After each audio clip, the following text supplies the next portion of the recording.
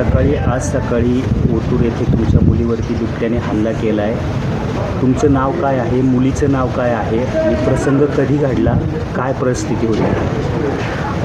मी महेंद्र रमेश वाकचरे, राहणार ओतूर, तालुका जुन्नर, जिल्हा पुणे. वाकचरे मळा. सकाळी 6 वाजता मी शेतात फवारणी म्हणजे फ्लावर फवारणीसाठी गेलो असताना माझ्या मागं ही 2 मुली आल्या. म्हणजे मॉर्निंग वॉकला गेल्या. मी फवारणी म्हणजे फ्लावर फवारीत असताना त्या तिथं रस्त्याने फिरत असताना बिबट्या टोमॅटोच्या शेतामध्ये दडून बसला आणि एकदम अटॅक केला. त्यानंतर काय घडलं? वन विभागाचे कर्मचारी कधी आले? लगेच आले. हां. त्याच्यानंतर काय पुढं कुठं उपचारासाठी? ओतूरच्या ग्रामीण रुग्णालयात नेले असतात. तिथं लस उपलब्ध नसल्या कारणाने ते म्हटले पुढील उपचारास नारायणगावला न्या. आता नारायणगावला आणल्यानंतर काय परिस्थिती आहे? हाय व्यवस्थित आहे. लसबीस दिली. काव्या महेंद्र वाकचरे.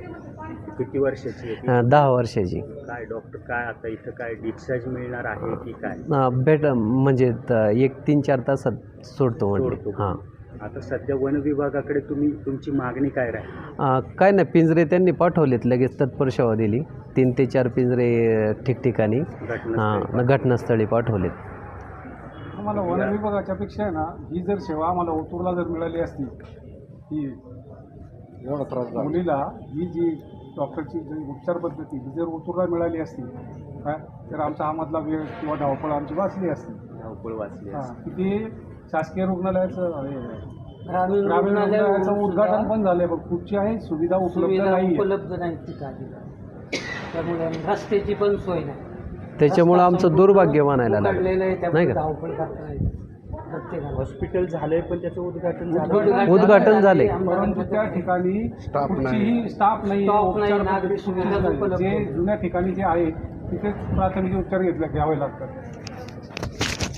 या मुलीला जी तुमची मोठी मुलगी याच्या सोबत होती, तिने हिला वाचवलं असं म्हटलं जाते. काय केलं तिने?